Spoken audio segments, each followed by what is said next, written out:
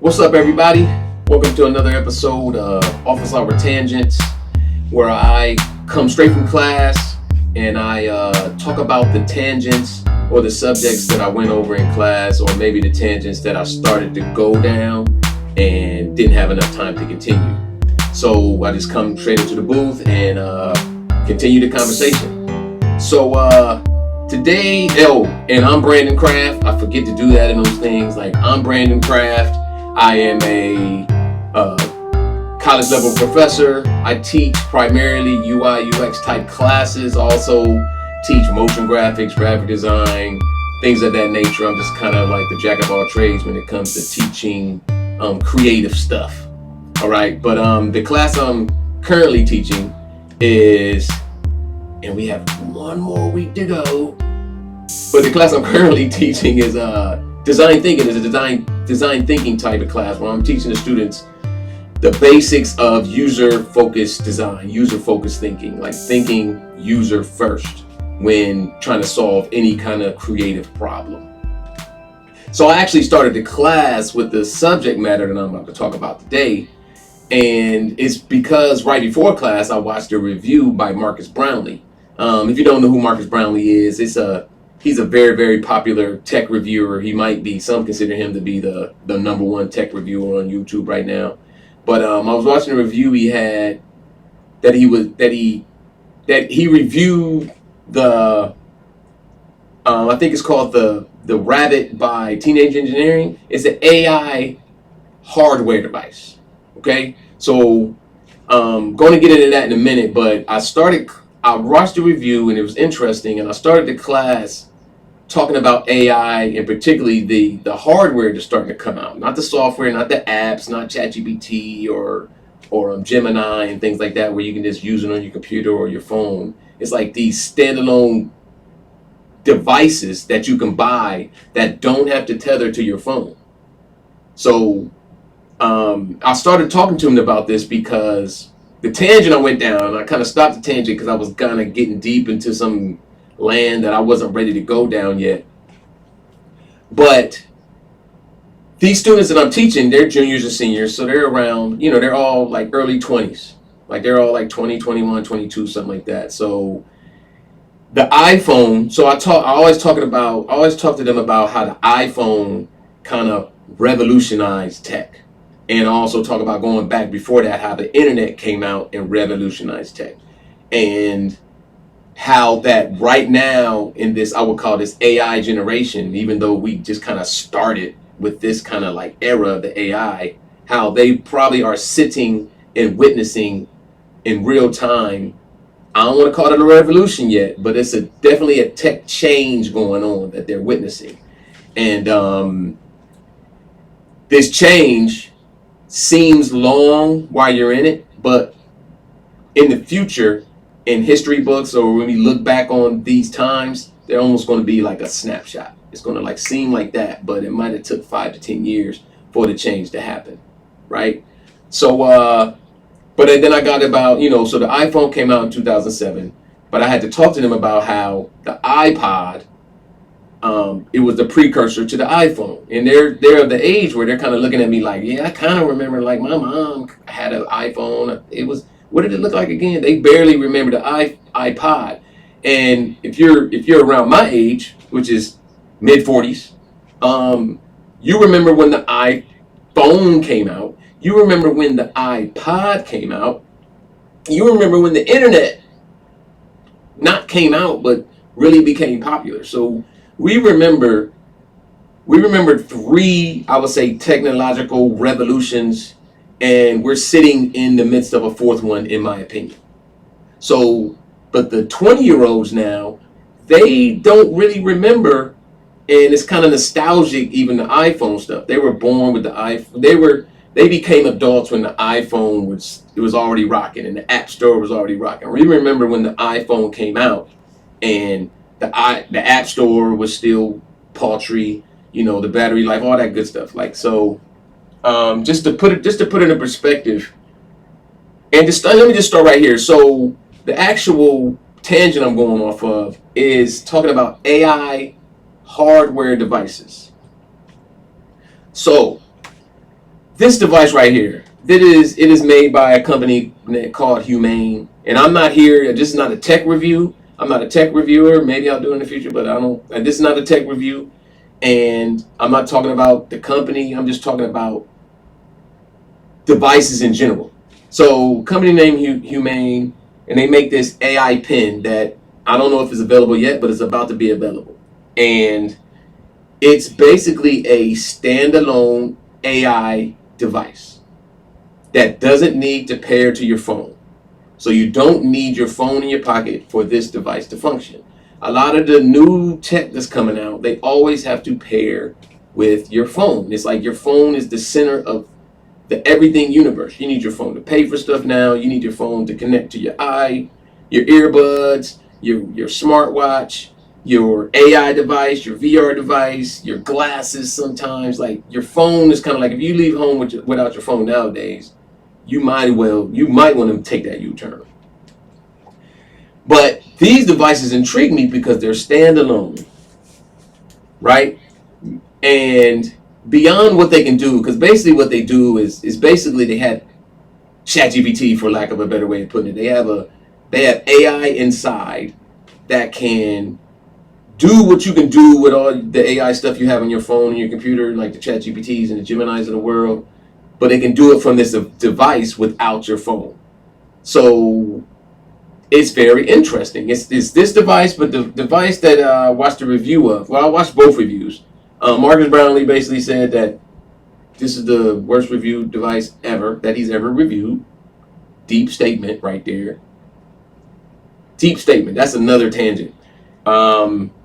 But the one I just reviewed, the review I just watched was this Rabbit R1. So they're coming out at the same time, and they're basically competitors. They're like VHS versus Betamax. They're like DVDs. I mean, they're like HD DVDs versus Blu-ray. They're like Android. Nah, not really Android versus Apple. But they're like hardware products that come out at the same time, and then let's see who wins. And they take similar approaches, like they're very similar, but the hardware is very different, in my opinion. So just real quick, this one is meant to hang on your shirt. Some of you might have seen it. It's meant to hang on your shirt, and it doesn't have a screen, which is, different. It doesn't have a screen. It hangs on your shirt, and if you want any kind of like visual feedback, it projects. I think it has a demonstration here. Yeah, there it goes. It projects a laser-based image onto your palm.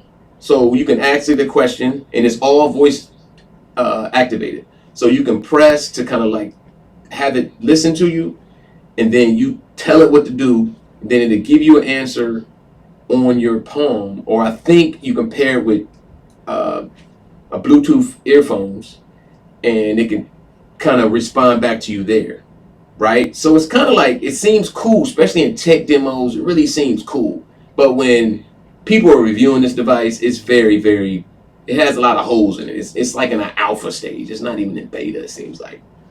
So that's like the, AI by itself. So you can just kind of ask it. It's kind of like Alexa or Siri. You don't have to take your phone out your pocket type of thing. The Rabbit, the claim to fame is that, so the previous device was $700. That's tough. That's like the $3,500 Vision Pro. Like, that's just cost prohibitive, and they're tripping.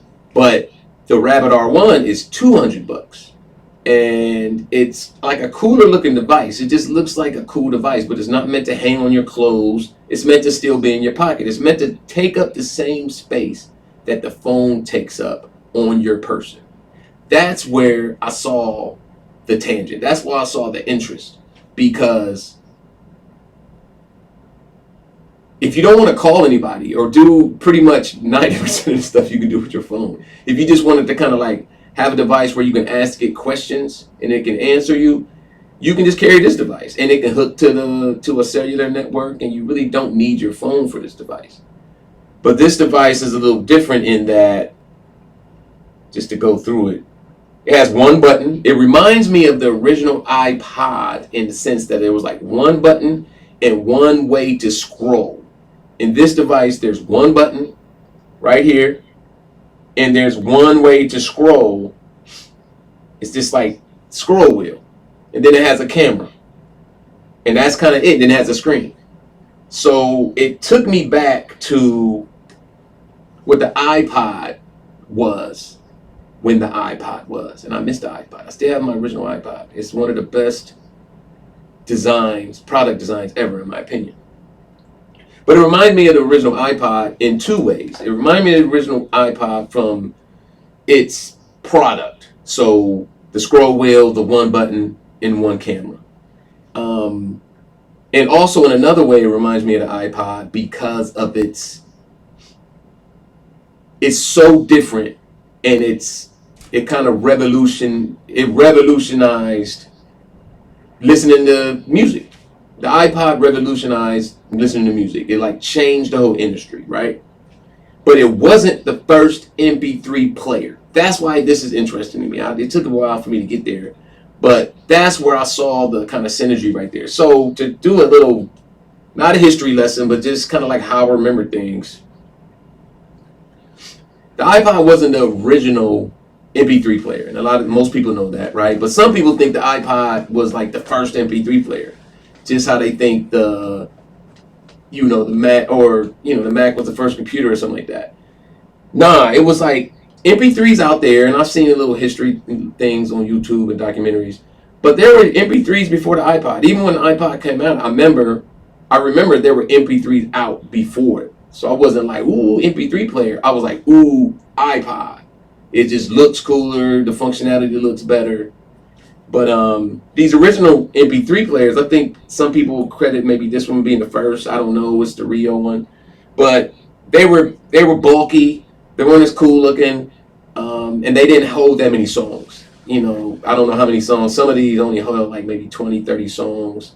It was expensive, right? To put a hard drive in a device. You see how bulky these things look. So when the iPod, the one on the bottom right, came out, the user interface and the storage capability, you can store 1,000 songs on it, which at that time was like, because it went from 20 songs to 1,000 songs.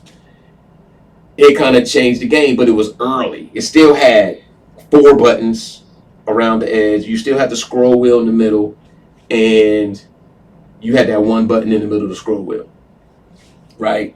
But it wasn't the first. It was just the beginning. So these are the first. These were like the ugly ducklings that kind of started the industry, right? And then after the iPod, it's kind of like the start of an industry. There was no iPhone yet, but eventually the iPod got better, less buttons, and it got color screen and all that good stuff. And then the iPhone came out, right? And then kind of we're still in the smartphone era. So this new AI era we in, it's just been kind of regulated to computer screens, laptops, and your phone and apps and things of that nature. And it's just kind of like a tool to use on those devices. But these standalone devices are intriguing in that it seems like they're the original MP3 players. Nobody was looking for them. Only tech savvy, like first adapters had them. It was a nice parlor trick. You can show your friends, like, ooh, look at, I can, here's some of my Napster songs on this MP3 player where I can hold 20 songs. Isn't that cool? I feel like that's what these are. I feel like whatever we see 2-3 years down the line that may be like these devices are going to look like dinosaurs. But right now they kind of look cool because they're so different. And I don't even think the companies know what they're going to do in the future. They just kind of have some tech in a device and they're going to see what happens. It's kind of like put it in the public's hands and see what the public does with it. And the public's going to start saying, I wish I had this. I wish I had that. This is stupid. This is dumb. And then they're going to do a version 2 and a version 3 and a version 4 and a version 5. We're already up to the iPhone 15, right? That's what these devices, if some traction is gained with these devices, if these devices prove to be valuable to consumers, but I really think we're at the very beginning, ugly duckling phase, just to see what's going on. I really think that the AI pen, just to look at more of this if you haven't seen it. It just, okay, put it in, always, this is another tangent. Just kind of looking at both websites and how they're kind of marketing them. If you look at this is just the product spotlight, but it's kind of like they really lean into the form factor for this Humane AI pen. This shows nothing. It just shows form factor, almost like taking a cue from Apple, just showing how beautiful it is, not really what it can do. You just want this beautiful device. And but looking at all these pictures, it's like they have one image of the device. They have one image of the projection on the hand, which really shows nothing. It's just like a cool thing.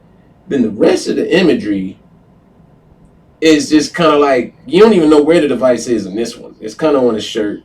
It just shows it hanging on people's shirts. Think out loud. I don't know how that rings. Think out loud. Important rings, fewer pings. Okay. Get caught up in moments, not minutes. It's just hanging. Like, it's hanging on the shirt. You can see it's heavy. It kind of makes the shirt hang down. What's that supposed to say? All DJ? Like, what's that mean? This is not a critique of the website, but it's just like how they're marketing the project. A lot of times you can look at websites and have some things, and you can see where the company's direction is based on how they design their website. Because they're designing their website for you. And they're trying to market to you. So this company is saying, hey, they're really leaning up to the fact that this thing hangs on your shirt, not in your pocket, right? But it's not. There's no really close-up shots because it has no screen. It really has nothing. It has like a one big button and a camera and a laser projector. That's it. Whereas the Rabbit kind of leans into its design also, but it just has more things to kind of show. It really shows the functionality of the device, right? It really shows the mechanisms, because if you look up Teenage Engineering, that's who designed this. They remind me of stores like Sharper Image, Brookstone, particularly Bang & Olufsen. Like, I remember that we had a Bang & Olufsen in my hometown. I would love to go in that store. I could never afford anything in there, but everything in there was dope. It just looked cool, and it was just cool looking at a CD player that was $1,000, or a TV that was $2,000. That would like follow wherever you're in the room, and follow where you can wave your hands in front of the doors, and the CD doors were open. Like, it was just that. It was just like, it wasn't for me. They wasn't marketing to me. They was marketing to people with a little more money than me. I think Teenage Engineering is doing the same. It's just making cool stuff that looks cool. It might not be cool, but it just looks cool. But anyway, and this bright orange color says something for how they're marketing it. And this whole anime looking rabbit that's always bouncing on the screen, you can see who they're trying to market to, even with the price, $200. And they're just really focusing on the button, the mechanisms, push to talk, conversational interface, rotational eye. It's a camera. It's a camera lens. Analog scroll wheel. It's a scroll wheel, almost like a big watch scroll wheel, like on your watch. Yeah, it's showing this functionality. So I think these are going to start a revolution, maybe, in that in the beginning of any kind of like change, there's always a lot of failures. And that's what I was trying to explain to my students. Like, if you have an idea, first of all, I asked the students, I was like, hey, who in here, has an idea that they would love to like maybe try one day? And somebody said I forgot what they said, but another student immediately said, oh, they already had that, blah, blah, blah, blah, blah. And I had to stop them like, hey, that's where we got on this tangent. Because I had to say, like, yo, the iPod wasn't the first MP3 player. So nowadays, you hear the saying, nothing, no idea is original.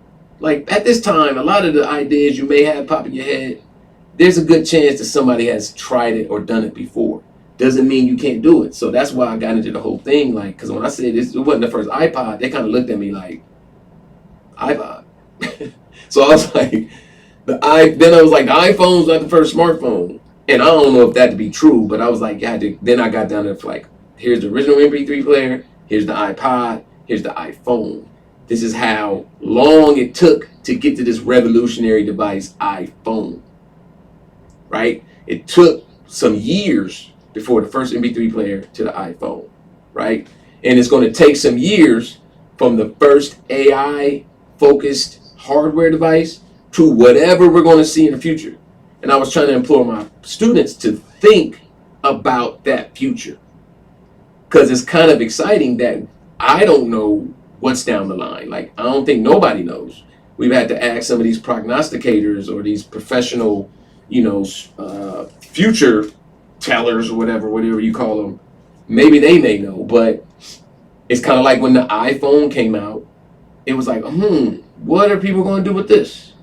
And now we see what's being done. It's almost like you forget about those times where it's like, I remember thinking like, why do I need a phone with a touchscreen? I remember that was like the sentiment of a lot of people. Like, what's the reasoning? Like, why do you even need a phone with a touchscreen? But Apple's known for that. Apple's known to put out stuff not based on user feedback. It's kind of like, we're going to give you something that we know you'll need. You just don't know it yet, right? That's Apple's mantra. And I think that's what these devices, Teenage Engineering and Humane and all the other ones that's coming down the line, like, you don't know you need it yet, but we're going to give it to you, but we're going to see what you do with it. And then hopefully they're thinking that you're going to need it in some way, form, or fashion, and they want to be the first. What I don't want to say predict, but what I don't know. We'll see what comes of AI only devices, standalone. I don't want to call them AI devices, because I don't even think that, I think they're marketing them as AI devices because AI is such a hot term right now. I really think that. But if you look at this hardware again, it's not really an AI device. It's a device. It's a power device. It has a computer chip in it, so it's basically a little computer that probably can do a lot, but right now it's just focusing on the AI thing. And then imploring my students to, what it's like when I ask them, like, where do you see this in the future? Where can you see this going in the future? Would you think you would need this or want this? And to be honest, all my students, and they're a different kind of student, full disclosure, they're more like artsy, fartsy types of students that love drawing and stuff like that. They're like, nah, it doesn't do anything that my phone won't do. And it's like, yeah, of course, right? But I'm like, just think, like, use your imagination. And they've had a very hard time. That's why I'm trying to teach them design thinking, so they can think at a higher level, especially down the line. So they didn't have any answers. I honestly don't have any answers now, but these devices have me thinking more. These devices have me thinking more, because I always knew there would be something else after the iPhone. There's always going to be something else after something, right? It might be 10 years from now, it might be 30 years from now. But there's something that's going to maybe not supplant the smartphone, but it's going to compete with it.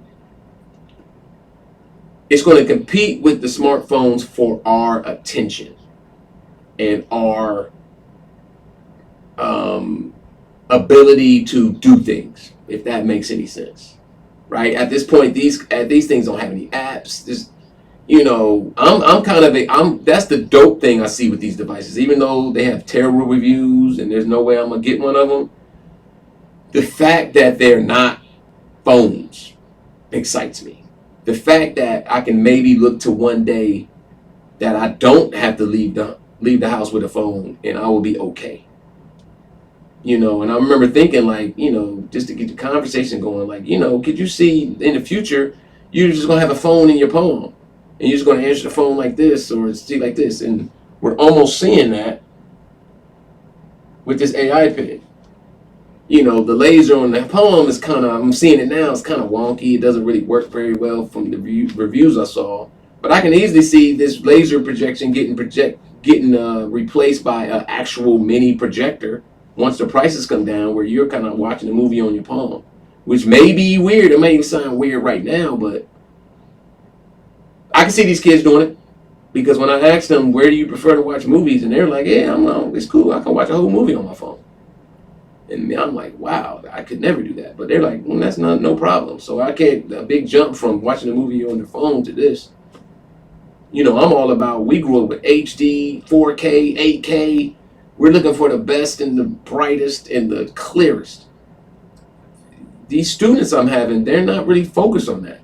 They're just focused on convenience. And it has to load quick. And it has to be Wi-Fi. And now I can watch Dune. They don't mind watching Dune, a movie like Dune or Star Wars on their phone. So it takes hardware, it takes ingenuity, and it also takes a user base that's ready for the change. So if I ended it off, it's kind of like, me being a professor, it's kind of like I'm lucky in that I'm always in front of the most coveted user base in the world, right? I'm always in front of 18 to 25-year-old students that will soon be professionals with this expendable income. That's who tech companies, in my opinion, focus on or think about. It's like, they don't think they're thinking about me, 46-year-old college professor. I think they're thinking about 24-year-old Brian, who just graduated and is making $60,000 a year, and he doesn't have any kids or a family or a mortgage, and he just has loot to spend. And they will spend money on a $700 hyped shirt pin just to be cool. You know what I'm saying? So I sit in front of this demographic every day, and I ask them questions just like they ask me questions, so we can learn from each other. But it's like, that demographic, if that demo is not ready for standalone AI devices, then the AI device era will open and close really quick.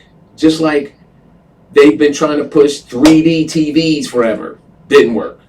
They was trying to push, they've been trying to push VR for a long time. Don't think it's new. Like, I remember VR arcade games at Cedar Point when I was in middle school.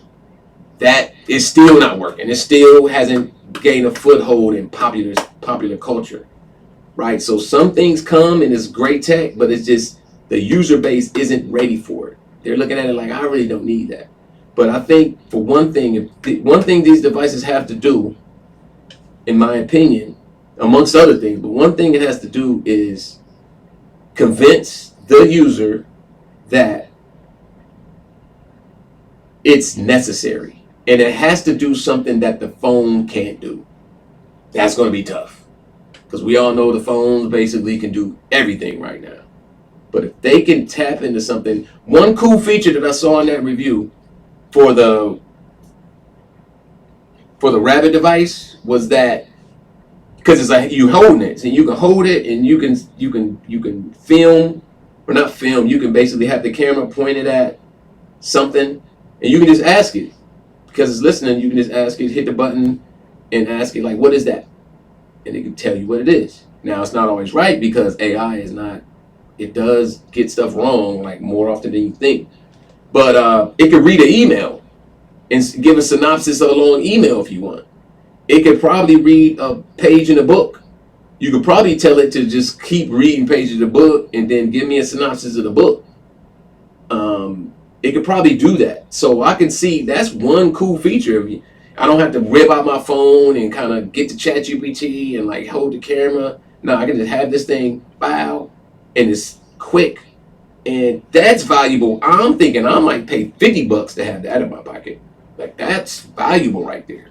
Just to kind of be around the world and just asking it what it is. Like, I could do that with my phone now. but it's cumbersome. Like, this looks like a device that is made for that. So we're going to see, we just need a feature that's like a, what we call a killer feature. We need, or that killer, I don't want to say app, but killer thing or software that you can't get anywhere else. It's like Nintendo has Super Mario Brothers. You buy the Nintendo to play Super Mario Brothers. You can't play Super Mario Brothers or anything else, right? You buy Apple products so you can keep in the Apple ecosystem. That keeps people buying iPhones because they like Apple Music, they like Apple Photos, they like iMovie, they like just how the iPhones feel. And if these devices can get there, which is going to be very difficult. It's almost like I would love to be on one of these teams, like just like as a consultant, like bring me in and just let me think with y'all. Like, that would be dope, because they're not there yet, but I see the potential. And if you have people in the room that see the potential and they have the ability to think creatively and not hear the reviews and then think like, well, we need to just make it more like a phone, then that's going to be the death knell. Because you can't compete with phones. Like, you just can't. Like, you can't make it a smartphone. It has to be something else. And I don't even know what that something else is, but if a great design thinking exercise was held, I bet that some answers could start to percolate. So I think it's an exciting time. I think we're in a exciting time right now. We're kind of in a change time. We're in a revolutionary time. There's a lot of stuff happening in our world, but especially in tech. And this one might be that next thing, or it might not be, but it might be. So I just thought that was important, and that was an important tangent that I went on with my students, and I kind of wanted to share on this podcast. So again, thanks for listening. Like and subscribe, do all that good stuff that you may or may not do. If I get 3 more subscriptions on YouTube, I can start maybe shooting these live. But I don't even know if I want to do that. But I think that'll be cool to start shooting some of these live.